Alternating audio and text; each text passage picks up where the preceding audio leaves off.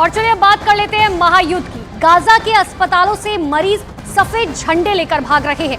अल शिफा अस्पताल के अंदर तीसरे दिन भी इजराइल का कहर लगातार जारी है। और सबसे बड़ी बात, फिलिस्तीन के सभी अखबारों ने एक बहुत चौंकाने वाली खबर छापी है। दावा यह किया गया है कि 7 अक्टूबर को जब हमास ने इजराइल पर हमला किया था, तब इजराइल की सेना ने अपने ही देश के नागरिकों को मार डाला था।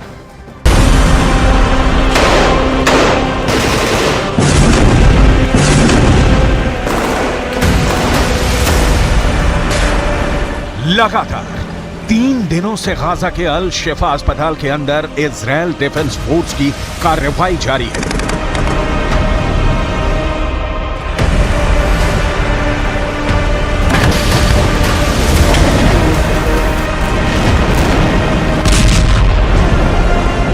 और अब जिस तरह की तस्वीर और जिस तरह की खबरें सामने आ रही हैं, अरब मुल्कों और फिलिस्तीन के समर्थकों के अंदर गुस्सा बढ़ता जा रहा है।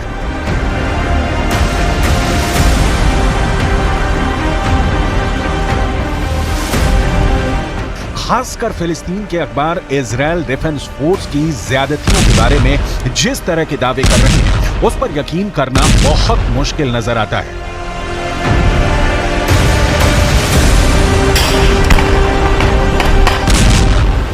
फिलिस्तीन के अखबार लिख रहे हैं कि अल शिफा अस्पताल के अंदर इजराइल के डिफेंस फोर्स ने घोषणा की है कि सिर्फ 1 घंटे के अंदर अल शिफा अस्पताल को पूरी तरह से खाली कर दिया जाए।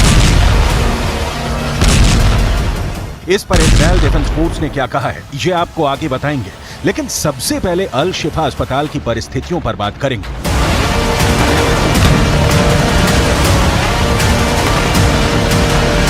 पिछले 1 महीने से ही फिलिस्तीन के अखबार लिख रहे थे कि अल शिफा अस्पताल में 80,000 लोगों ने शरण ली है, लेकिन इन 80,000 लोगों का क्या हुआ? क्या ये लोग अल शिफा अस्पताल छोड़ के जा चुके हैं या फिर अल शिफा अस्पताल के कैंपस में ही मौजूद हैं? इस बारे में अब तक कोई रिपोर्ट सामने नहीं आई है। हालांकि जो रिपोर्ट्स फिलिस्तीन के अखबारों के द्वारा दी जा रही हैं, वो ये है कि अल शिफा अस्पताल के अंदर अभी भी 500 से ज्यादा मरीज हैं और लगभग 250 के करीब कर्मचारी इस वक्त भी मौजूद हैं, जबकि अल शिफा अस्पताल के अंदर 4,500 कर्मचारी नौकरी करते हैं। इससे साफ पता चलता है कि अस्पताल लगभग खाली हो चुका है। लेकिन अब फिलिस्तीन के अखबारों में यह खबर छपी है कि जो मरीज अल शिफा अस्पताल के अंदर थे, वो सफेद झंडा लेकर अस्पताल से भाग रहे हैं। वो पैदल भागते हुए अस्पताल को छोड़ रहे हैं। फिलिस्तीन के अखबारों का दावा है कि इजराइल की आर्मी ने कई लोगों को बंधक भी बना लिया है। इसके अलावा जो लोग अस्पताल के बाहर नजर आ रहे हैं, उनकी तलाशी कपड़े उतार कर की जा रही है। अल शिफा अस्पताल के एक डॉक्टर ने दावा किया कि सिर्फ 1 घंटे के अंदर पूरे अस्पताल को खाली करने के लिए कहा गया है। दूसरी तरफ अल शिफा अस्पताल के निदेशक ये दावा कर रहे हैं कि इजराइल अल शिफा अस्पताल के बाहर जिसको देख रहा है, मार रहा है। इजराइल नरसंहार कर रहा है।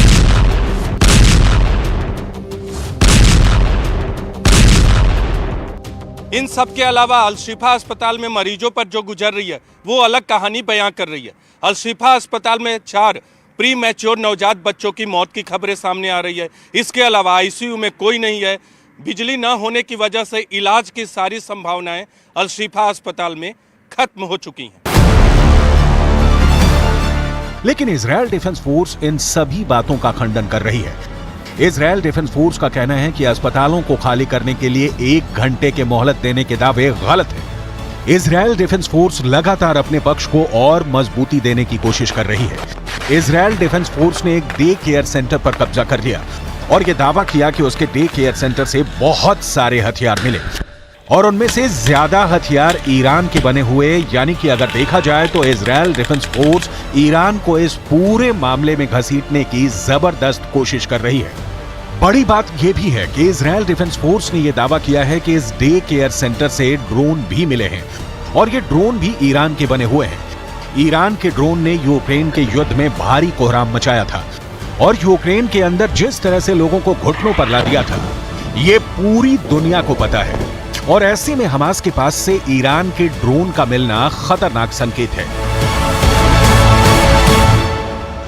इस बीच इजराइल के एक अखबार ने यह दावा किया कि 7 अक्टूबर को नोवा म्यूजिक फेस्टिवल में जो लोग मारे गए थे उसमें कई लोग इजराइल के लड़ाकू विमानों द्वारा गिराए गए बमों से मारे गए। जैसे ही ये खबर अखबारों में छपी, फिलिस्तीन के तमाम अखबारों ने ये हेडलाइंस लगानी शुरू कर दी कि नोवा म्यूजिक फेस्टिवल में मारे गए लोगों को इजराइल ने ही मारा है। हालांकि इसका पूरा सच क्या है आगे हम बताएंगे, लेकिन सबसे पहले ये जानना जरूरी है कि आखिर नोवा फेस्टिवल क्या था और इस नोवा फेस्टिवल में हुए आतंकी हमले ने इजराइल को कितना बड़ा घाव दिया है। दरअसल 7 अक्टूबर को जब इजराइल पर हमास ने आतंकवादी हमला किया था, उसी दिन गाजा की सीमा से थोड़ी दूर इजराइल के अंदर मशहूर नोवा फेस्टिवल चल रहा था। ये म्यूजिक फेस्टिवल इजराइल के अंदर हर साल बहुत धूमधाम से मनाया जाता है और इस फेस्टिवल में हजारों की संख्या में युवा शामिल होते हैं। इस नोवा फेस्टिवल में करीब 4000 लोग शामिल थे और जैसे ही आतंकवादियों ने हमला किया, फेस्टिवल में भगदड़ मच गई और लोग भागने लगे। इस बारे में इजराइल के एक अखबार में बहुत बड़ा और नया दावा किया है। आगे आपको बताएंगे कि ये दावा क्या है, लेकिन सबसे पहले ये जानना जरूरी है कि आखिर नोवा म्यूजिक फेस्टिवल में कैसे सबसे ज्यादा लोग मारे गए। 7 अक्टूबर को इजराइल पर हुए आतंकवादी हमले में इजराइल के 1200 से ज्यादा लोग मारे गए थे, लेकिन यहां पर नोट करने वाली बात यह है कि इनमें से 360 लोग नोवा म्यूजिक फेस्टिवल में मारे गए थे। यानी अगर देखा जाए तो आतंकवादी हमले में जितने लोग मारे गए उसके 1/4 लोग यानी 25% लोग सिर्फ नोवा म्यूजिक फेस्टिवल में ही मार दिए गए। यहां तक कि इसी नोवा म्यूजिक फेस्टिवल से 50 लोगों को बंधक भी बनाया गया, जिसमें लड़कियां भी शामिल थी। इस नोवा म्यूजिक फेस्टिवल की कई तस्वीरें भी मौजूद हैं, जैसे इस लड़की का नाम ओटेल बेन है जिसकी उम्र 23 साल की थी और ये नोवा म्यूजिक फेस्टिवल में हमास के आतंकियों का शिकार हो गए। इसी तरह करीन जान ने 24 साल की थी और नोवा म्यूजिक फेस्टिवल में ही इनकी हत्या कर दी गई।